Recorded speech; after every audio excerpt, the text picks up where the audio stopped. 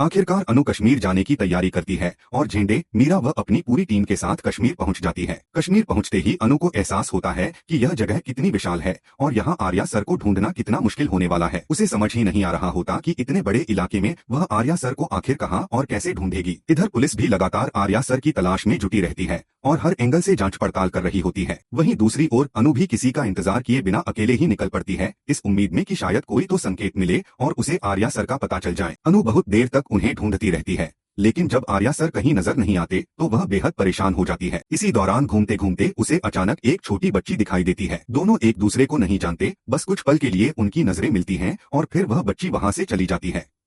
लेकिन उस मुलाकात के बाद अनु को एक अजीब सा एहसास होता है, जैसे आर्या सर कहीं न कहीं उसके आसपास ही मौजूद हैं, मगर वह समझ नहीं पाती कि आखिर वे कहाँ हैं। उधर दूसरी तरफ जब आर्या कैद में होता है तो उसे भी यही महसूस होने लगता है कि अनु उसके बेहद करीब है। उसे अनु की मौजूदगी का एहसास तो होता है, लेकिन वह यह नहीं समझ पाता कि बाहर निकलकर कैसे देखे कि सच में अनु वहां है या नहीं। इसी बीच पुलिस अपनी पूरी जांच पूरी करने के बाद बताती है कि अभी तक आर्या सर के बारे में कोई ठोस जानकारी नहीं मिल पाई है और यह भी साफ नहीं हो पा रहा कि आतंकियों ने उन्हें कहां छिपाया है।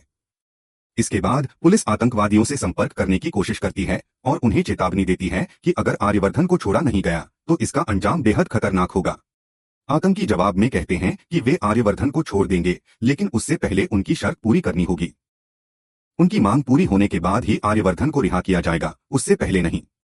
पुलिस के पास वक्त बहुत कम होता है क्योंकि आतंकियों ने 26 जनवरी तक का अल्टीमेटम दिया होता है। इसके बाद वे आर्यवर्धन की जान लेने की धमकी देते हैं। अब एक तरफ पुलिस हर हाल में आतंकियों तक पहुंचने की कोशिश कर रही होती है और दूसरी तरफ अनु भी अपने स्तर पर आर्या सर को ढूंढने की पूरी कोशिश करती नजर आ